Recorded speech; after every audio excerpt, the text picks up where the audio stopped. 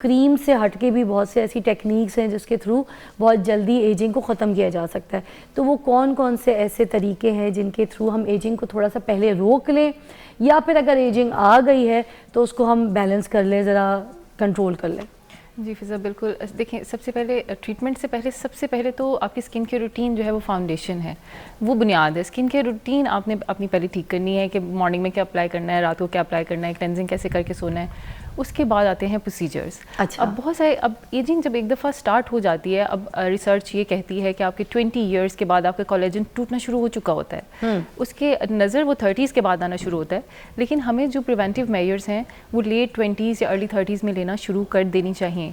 और ऐसे बहुत से ट्रीटमेंट्स अवेलेबल हैं जो कि आपने अपने बेसलाइन पे रखने हैं, जो आप मंथली या 3 मंथली कुछ ऐसे ट्रीटमेंट्स हैं जो आप ले सकते हैं, जिससे आपके 50-60 साल तक आपकी स्किन बिल्कुल यंग रहती है और आपका कोलेजन जो है वो बनता रहता है और स्किन पे एक ग्लो बरकरार रहता है।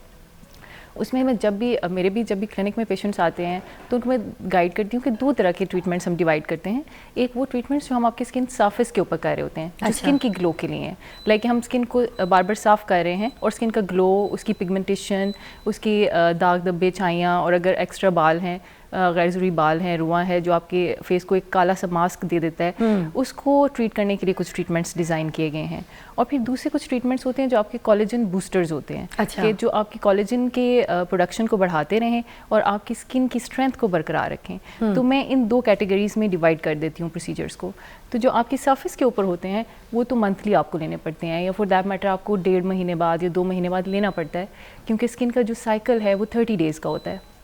30 डेज़ के बाद आपकी ट्रीटेड स्किन जो है वो ख़त्म हो चुकी होती है और फिर आपकी वही पुरानी वाली स्किन दाग धब्बों वाली और छाई वाली ये सिर्फ 30 दिन तक रहती है? ये 30 दिन तक इफेक्ट। आप जैसे आप कोई सैलून फेशियल भी लेते होते हैं, जैसे पहले सैलून फेशियल्स बहुत इन थे, तो वो भी 30 दिन से आपने देखा होगा, 1 महीने से ज़्यादा जो भी आप सरफेस पे काम करते हैं, फॉर एग्जांपल अगर आप पॉलिशर भी लेते हैं तो 30 दिन से ज़्यादा उसका इफेक्ट नहीं रहता। तो क्या ये जो डॉक्टर्स हैं, मेडिकल जो है, वो अलाउ करता है कि हम पॉलिशर्स ले सकते हैं? क्योंकि बहुत से लोग कहते हैं पॉलिशर्स स्किन के लिए नहीं है, स्किन को बर्न कर देता है। इसका सवाल का जवाब मैं आपसे लूँगी। एक कॉल है हमारे साथ। अस्सलाम वालेकुम। वालेकुम अस्सलाम। आपकी आवाज़ कम आ रही है, ज़रा ऊंचा बोलिएगा। रावलपिंडी से है हमारे साथ उबैद बात कर रहा हूँ। उबैद जी जी, कैसे हैं? शुक्र अल्हम्दुलिल्लाह, आप कैसे हैं? ग्रेट। मैंने जैसे कि बताया कि आज जो है मेरे भाइयों के लिए भी स्पेशल शो है, तो आप बताइए क्या पूछना चाहेंगे? एजिंग हमारा टॉपिक है। जी जी, बहन से एक सवाल है मेरा जी। कि मेरी स्किन जो है वो ऑयली है। अच्छा। तो कोई ऐसा टोटका कह लें या कुछ ऐसी चीज़ मुझे आप जो बता सकें कि जिससे जो है ये ऑयली स्किन थोड़ी सी कम हो जाए। दरअसल मेरी नज़र का थोड़ा सा इशू है ना, वीक है, तो वो जो मैं ग्लासेस पहनता हूँ ना, तो वो जैसे मैं काम करता हूँ, मेरा दरअसल मैकेनिकल काम है, मशीनरी से रिलेटेड ना। हाँ। तो ये लेडीज के दुपट्टे वगैरह डिजाइन करता हूँ मैं, दुपट्टे वगैरह। पिको वगैरह का नाम शायद आपने सुना हो। जी जी जी। पिको होती है दुपट्टों के ऊपर, किनारों के ऊपर ना, तो मेरा वो काम है। तो दरअसल मुझे नीचे देखना पड़ता है, तो वो मेरी ऐनक जो है ना वो ढलक के नीचे आ जाती है नाक के ऊपर, ऑयली स्किन होने की वजह से। मतलब इतना तेल है, मैंने ये तो सुना था कि नाक पे तेल आ जाए तो पकौड़े तल लो। ये पहला तेल नाक का ऐसा सुना है जिसकी वजह से चश्मा डिग जाता है। चश्मा नीचे आ जाता है स्लिप करके। अच्छा, thank you so much Ubaid आपकी कॉल का। मगर आज का हमारा जो टॉपिक है वो एजिंग है, तो इस पे हम आएंगे ऑयली स्किन के ऊपर। 2-3 दिन हमें थोड़ा सा टाइम दे दें, मगर क्योंकि इतनी प्यारी कॉल थी कि उनका चश्मा नहीं डिग रहा है या डिगे जा रहा है तो फिर आपके लिए हल्का सा हल हम बता देते हैं। तो आप बता दें जल्दी से। बिल्कुल। देखिए, एक तो सबसे ज़रूरी ये चीज़ होती है कि आपको, जैसे डॉक्टर साहिबा भी बता रही हैं, कि क्लिनजिंग करना, डेली अपने चेहरे को साफ़ करना वो बहुत ज़रूरी होता है। और उसको किस तरह किया जाए, आप एलोवेरा जेल ले लें, एलोवेरा का पत्ता लीजिए, उसके अंदर तकरीबन 2 इंच के करीब वो पत्ता ले लीजिए और उसका जेल निकाल के थोड़ी सी हल्दी, यानी 1 टेबलस्पून अगर एलोवेरा जेल है, उसमें 1 चुटकी हल्दी और थोड़ा सा लेमन डाल के एक मिक्सचर बना के रख लीजिए।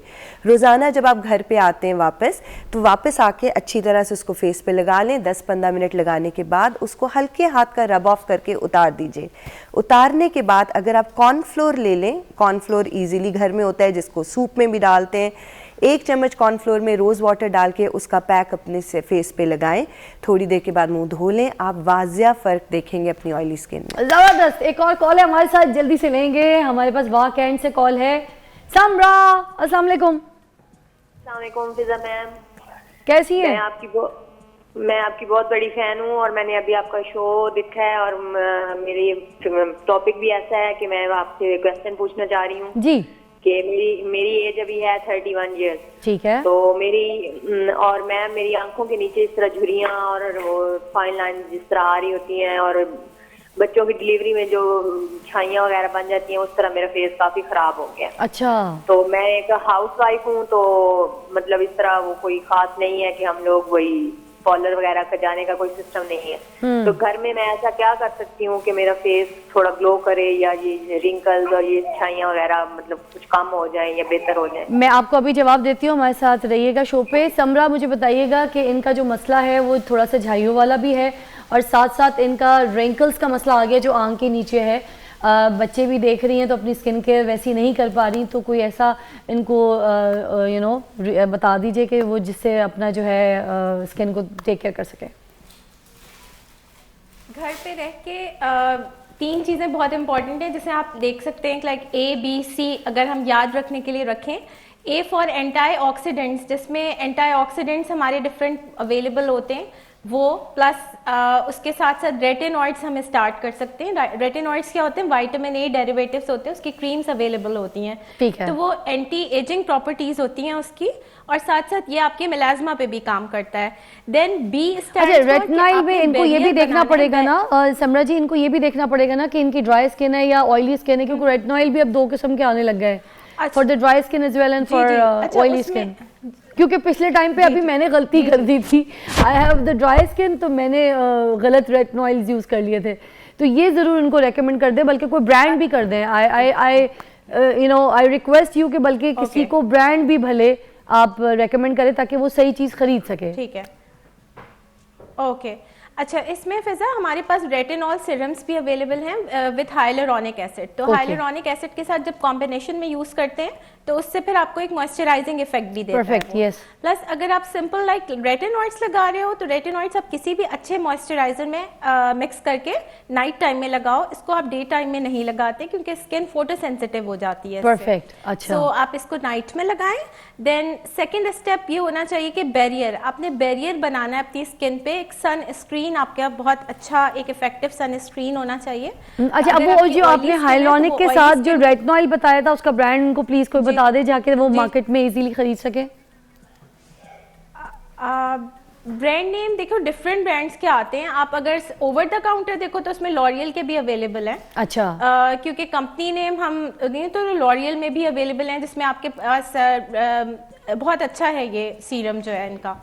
अच्छा, क्योंकि डॉक्टर समरा मैंने बहुत से ऐसे शोज देखे हैं ना, क्योंकि जिन शोज में हम ये तो बता देते हैं कि आप ये इस्तेमाल कर लें, मगर जब तक हम चीज़ या किसी ब्रांड का नाम नहीं बताते ना कि कौन सा सही ब्रांड है जो सही काम कर रहा है, ये कौन सी ऐसी दवाई है, तो उसका अगर जब हम नाम बता देते तो सामने वाला जो पेशेंट है ना उसको बहुत हेल्प हो जाती है। तो मेरे मॉर्निंग शो करने का जो मकसद है ना वो ये है कि मैं उनको उस पूरे कंप्लीट हल जो है उनके सामने उनके लिए आसान कर दूं, जाके तब ईजिली सब कुछ उनकी ज़िंदगी में अवेल हो जाए। ओके, उसमें आप अगर आपको सीरम ओवर द काउंटर आप सीरम नहीं लेना चाह रहे, कोई ब्रांडेड नेम कंपनी नेम से लेना चाह रहे हैं, तो स्किन ए क्रीम आती है जो कि रेटिनॉइड्स है, उसका P साइज लें विद मॉइस्चराइजर। कोई भी आप डरमाइव ऑयल फ्री भी आता है मॉइस्चराइजर और ऑयली स्किन के लिए भी आता है।